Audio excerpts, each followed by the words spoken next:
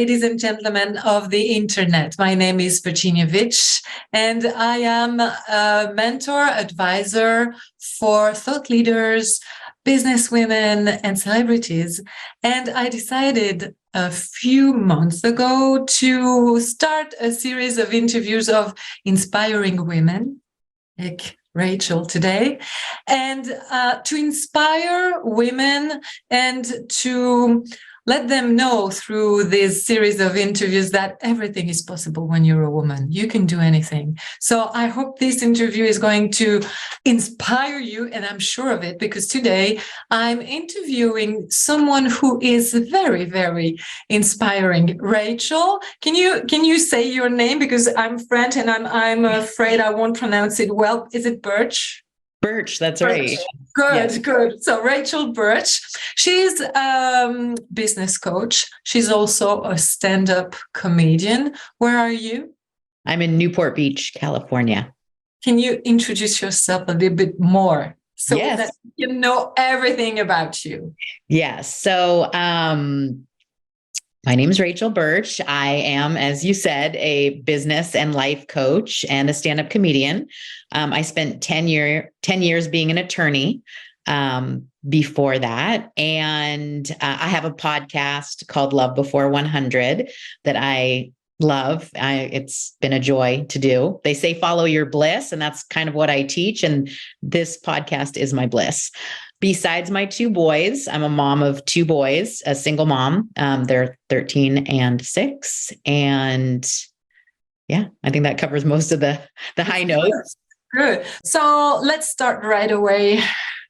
What challenge was the most difficult challenge you encounter in your life? And how did you manage to go back on track? I would say that my divorce was definitely the biggest challenge, mostly because it was so unexpected, only in the sense of when you get married, you don't expect that you'll get divorced. I had this kind of, big dream, as many of the women that I talk to that go through divorce.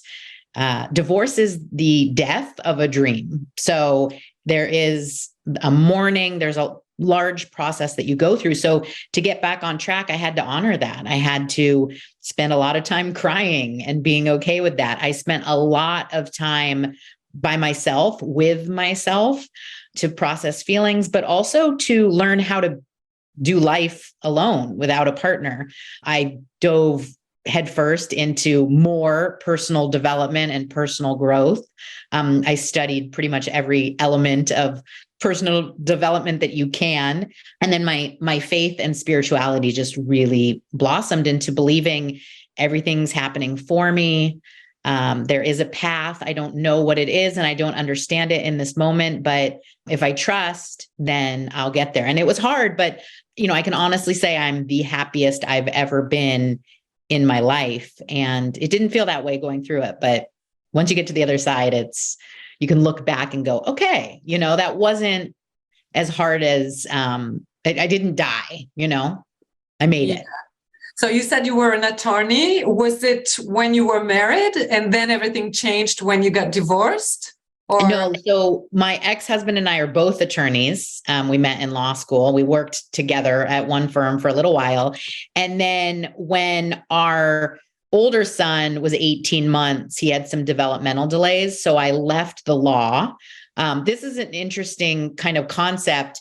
I wanted to leave the law for a long time, but my desires weren't good enough, for me to leave. I didn't want to let my dad down. I had all these stories, but when my son needed me, then it was big enough for me, right? As moms will often prioritize our children. The me now would quit something that didn't align, but that me didn't know any better. So I think through the personal development journey, that's when things really changed and we kind of grew apart. Probably if I stayed in the law and stayed in the codependence of putting other people's needs first, then I probably would still be married and wouldn't have gone through the divorce. I see. That's very interesting. So how did you manage to go back on track, really? Because we didn't explore that much. How it was the thing Okay. that, because you went through a divorce, it was like you said, and then personal development, spiritual development, I guess. But what made you change, your life and be the happy person that you are today? With all personal development, it's interesting because when I see people and they want to change their partner, you have to have the internal drive to change. And I didn't want to be stuck. I didn't want to be sad. I didn't want to feel like this is all there is. I really had this internal calling, desire to, and with personal development, so touchy, people can get triggered because they think I'm good enough as I am. And I completely agree. My personal development was letting me be more me, getting rid of the stuff, the stories, the lack of boundaries, the codependent, any of that stuff that kept me from really being me was the stuff that I worked through. I didn't become a better person. I became more me. And so there was this drive that just said, like, I'm tired of living other people's dreams. I'm tired of feeling this way. I had to get myself back on track. It has to be a self-motivated choice. Again, I have so many people, they're like, well, my husband, it's like, if he's not going to do the work, then, we can't help them. You can lead a horse to water. And the best way to motivate someone else is to lead by example. So, that was kind of, I want to do this for me. And now it's gotten to the point where I want to do this for my boys. I want to show them, I teach them mantras. I teach them positive thinking. I teach them it's okay to cry and feel your feelings. Like, it's really just an internal drive to get back on. And there is a time and a place for a pity party. Like, I totally honor that because I've done many of those where I feel sorry for myself. This is not what I wanted for my life, cry it out. And then you just, you have to be your own internal guide. You have to be your own cheerleader. First and foremost, it's you really driving the ship to get back on track. That's what I've found. Good. I love it. I love it. What would you say today to your younger self? So my sweet younger self, we've done so much. I've talked to her so much in the last, couple of years. I've done it. I do it still. Yeah.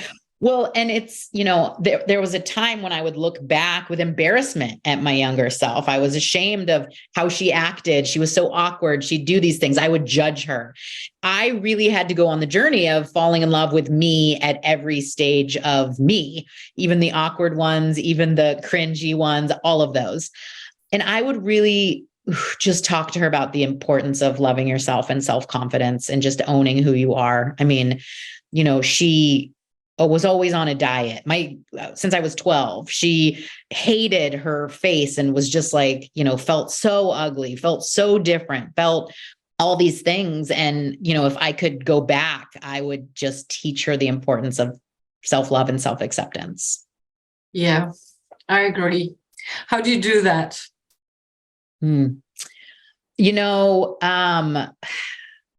This is actually counter to what I usually would say, but for me, the opening of the door, and I'm thinking about what I'm teaching my son, my 13-year-old, the opening of the door from where I started was to challenge myself and prove to myself. So like for me, it was stand-up comedy. I was shy. I was introverted. People kept telling me I was funny. I won best sense of humor in high school. It was all like surprising to me.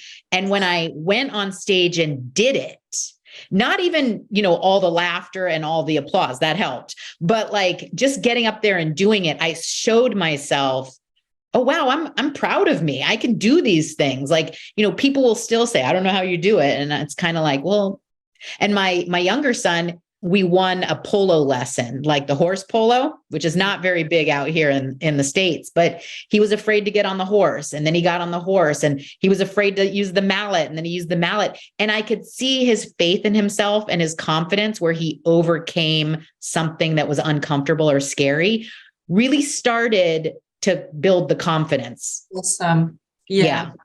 It's a good place to start. Exactly. That's beautiful. So what would be your advice for a woman who is stuck in her life, has a dream, but doesn't go for it for any kind of reason? Well, I would probably say start small, like with what I just said as an example. Big dreams are going to be scary. If you're stuck and I say like, oh, publish a book or, apply to be Oprah's, right-hand woman, that's going to freak you out. But if you can start with like, join a cooking class or something that scares you just a little bit, then same thing, you start to build your confidence. Like, I can do hard things. That was really my kind of mantra coming out of my divorce. I can do hard things. And so it's like the little engine that could, it's like, you're chugging up this hill. For me, it's take small bites until you feel comfortable going big. There's no problem going from 0 to 60. There's no problem going big. But if you're stuck and you can't do that, these little challenges will build your confidence that like, I can do this and it's okay if I fail. I was in a stand-up comedy competition and I went on Instagram and charted the whole thing because I said, people are afraid of failing. People are afraid of public humiliation. Like, I'm just going to show you it's okay. If I don't take first place, I'll be okay. And I took third place. And looking back, I'm actually glad that I took third place for a number of reasons, but it's kind of like, it's okay to fail. You're doing it. So many people are just impressed that you're out there trying. If you're worried about what other people are thinking, which we shouldn't be, but if you are, just going out there and trying gives other people permission to try too. And it's okay. Like, failure is part of this spectrum. I read The Artist's Way, which is a book that I swear by. And my biggest takeaway is it's okay to be a beginner. Just be a beginner. Start where you are and keep going. Exactly. Yeah. What does it mean for you to be a strong woman in the third millennium? I would say leading with my heart. I would say staying away from polarizing positions. In my comedy class that I'm in right now, a lot of the writers will attack the other political party. And it's easy because you can get half the audience on your side, but now you've pushed away half the audience. So for me, how can we bring people together instead of continuing to push people apart? I'm never going to be strong. I'm never going to kind of attack the other side.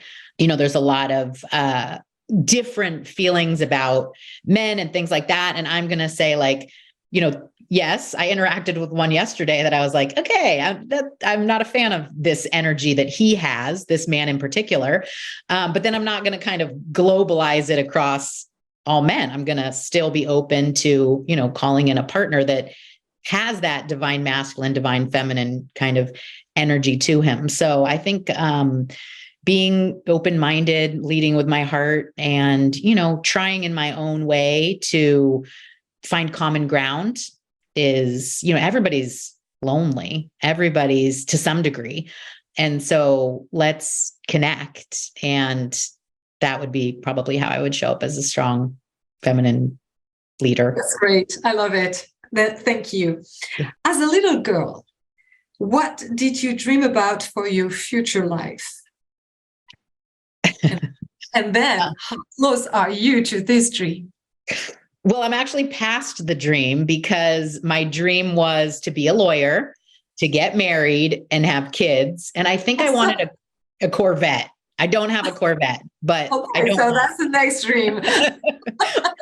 So you accomplished your dreams. Yeah, I did. So you have new dreams now. I have new dreams now. Yeah. I mean, I like to tell people, it's funny because I'll have a client who wants to leave a job or wants to leave a marriage. And I'll say, your brain's not fully formed until you're 25 years old. This is science, right?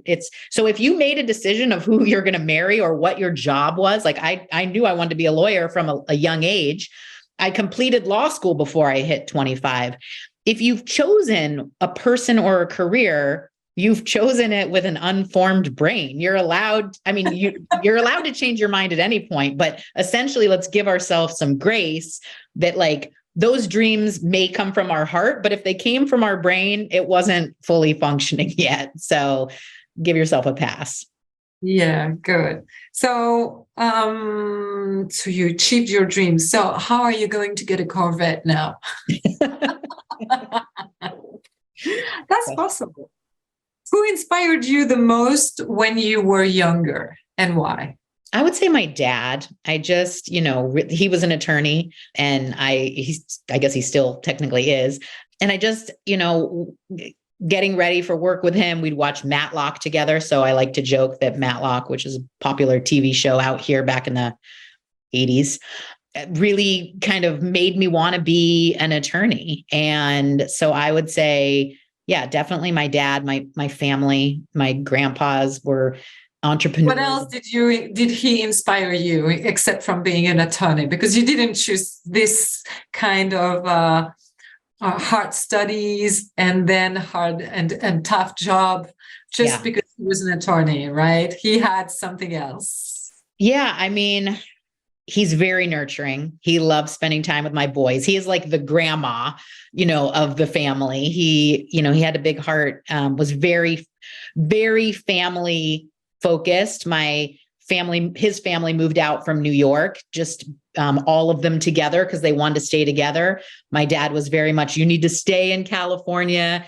You need to marry someone, and so my parents live like 10 minutes away. My two sisters live like 10 minutes away. Like he just was very family oriented. So that as well. Great. That's great. I love that. It's beautiful. What would you say to a woman who thinks she's too young or too old to create her dream life? Oh, age is like, as long, again, if you have the mindset, if you have the motivation, if you have the desire, that's the number one thing that matters. So many times I hear women telling me, I'm too old, Virginia, to do this or this or this, or oh, no, I think I'm too young, or so, because we can say, but no, there's no age, blah, blah, blah, but give us some more. Okay. Well, I mean, you only have one lifetime that we're in this moment. There may be other ones, but that you're going to remember, right? We're in one lifetime. So who cares? Like, what do you have to lose? Do it anyway. I am 46 and I have a podcast about dating. It's like a reality show. I mean, and I thought the same thing, like, who's going to want to listen to this? And I'm too old and I'm not going to find anybody. I thought that for a second. You're always going to have those thoughts pop up, but what do you do with those thoughts? Do you listen to them? Because if you've ever read Untethered Soul, you know that those voices are not you. Those are stories. Those are lies. Those are delusions. So I just go, oh, okay, well, thank you for telling me that, voice in my head, but I'm going to try it anyway because I have nothing to lose. And so there's definitely not a too young or a too old. Anytime you're on Instagram, you'll see, I always see these stories of like Vera Wang. She, made her first wedding dress. Well, I'm sure Charlotte knows. I don't remember, but at some, like in her 40s, there's all these different stories of people that have done it. And if they can do it, we can do it too. And there's nothing to lose, So I would say that that's a lie that you're telling yourself. And what's the truth? What's the truth? In your opinion, what are the pluses to be coached by a woman instead of a man? Like you're a business coach. So what's the plus to? Oh, gosh, so many. If you're a woman, well, even for men. So one of the fundamental differences that I really noticed, especially with anything, is that women have cycles they have their menstrual cycle, and it will affect their productivity, their desires, their lots of things. So, I read a book about getting up at 5 a.m. every day without fail. Men can do that. I cannot do that because there's some days I just want to be in bed, and again, it's part of my natural kind of rhythm. So there's an understanding of the way our ups and downs kind of work that's very important to any process. I would say that men can do this too, but I think it's not necessarily the male coaches that I've seen, who I respect and I get a lot from. There's not as much of a balance of the masculine and feminine energies. I recently decided to work with a male dating coach just because I thought maybe I'm doing something wrong here, and although I respected all of his opinions and I loved, his logical brain, my lawyer brain really connected with that. It left a lot to be desired as far as like calling in magic and, the intuition piece and trusting the gut. Like these are all extremely important. The spirituality, like none of that was there. And again, there's men that have that, but I would say that it's less common, and that I've worked with a ton of female coaches, and the ones that I've selected have had that ability. And I think it's kind of making sure that whichever coach you choose is connected to both masculine and feminine sides. Because when I was an attorney, I had no connection to the feminine energies and the feminine side. None. I was all in my masculine. Oh yeah. Oh yeah. Very much so. And I learned that mothering is a masculine because it's giving and it's caretaking. And so there are a lot of women that don't naturally have that piece or the awareness that your, cycle can affect things as much as they do. So I would say that for the majority of my needs, I'm always going to choose a female coach. I'm often going to choose the same coach over and over again because they'll know my patterns, will build a relationship. Relationship's very important. Working with a female coach, I don't want to say less than a male, but I have found that there is more of a relationship built with the female coaches than the male coaches, because it's very transactional oftentimes with men, not in a bad way, just that's, how it is. So yeah, there's like a nurturing, there's a mothering, there's a lot of stuff that maybe we didn't know that we needed, that we didn't maybe get fully in our childhood, that you just get all these side benefits aside from the coaching. I could go on in this conversation with you long. I'm focusing on the next question. What big problem did you encounter in your career that a man won't? So in any career you want. Okay. Well, in my legal career, I don't remember if I said this, but I did business litigation for 5 years. And then I was general counsel, so head of the legal department for 5 years.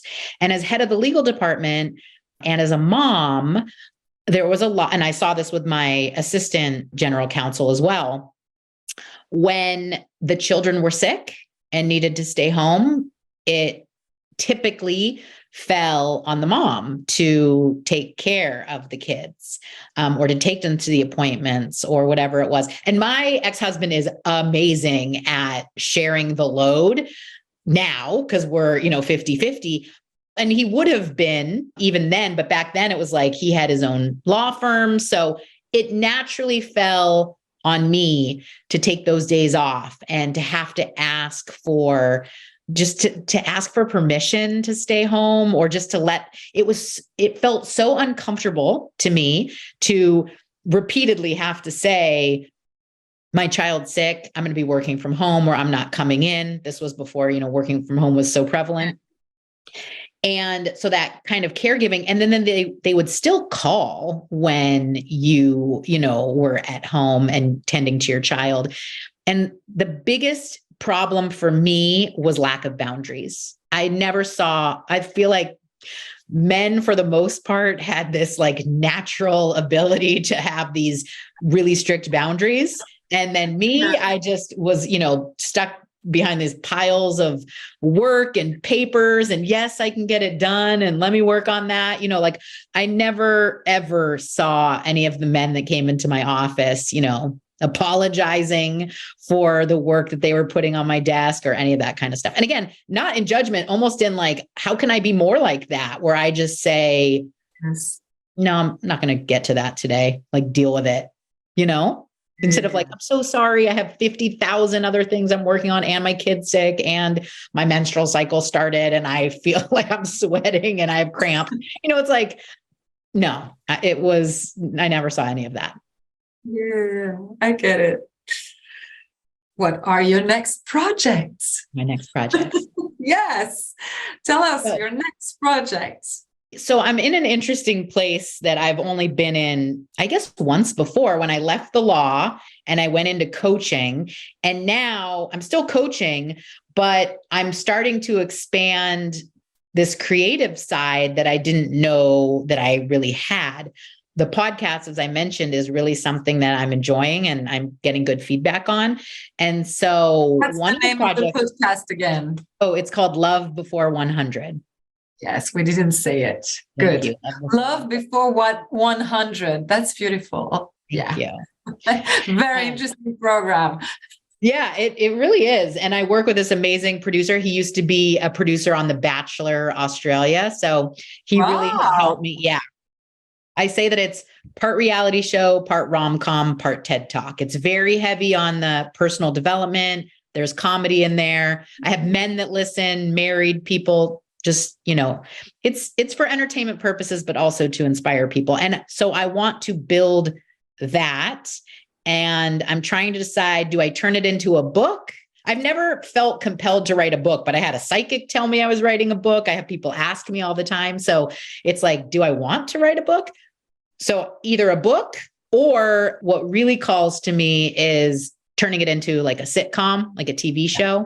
I wanted to tell you, no, not a book. Put it on Netflix, please. Yeah, that's what I was thinking, like a Hulu, Netflix kind of show. So I'm trying to manifest that.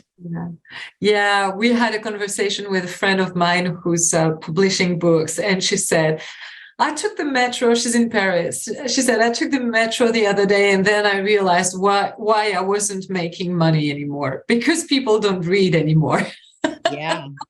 They are with their phones or reading on the phone, but they don't read books like paper books. Yeah. So, or an audio book, but then you might as well just do the podcast. Yeah, it's the same thing. It's already there. Yeah.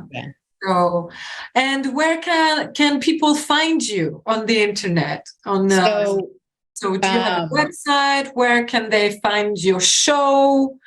Okay. So show. It's a show. We have sound effects, we have music, we have voiceovers. It's like a show. So the podcast is available on any podcasting app, Spotify, Apple, everywhere, Audible. Also, lovebefore100.com is where you can play it on, Safari or on the internet. I've also just started, like you, putting the video version, the unedited video version on YouTube. So that's also Love Before 100. And then on Instagram, Love Before 100 or the Rachel Burch. Okay, good. Well, thank you very much.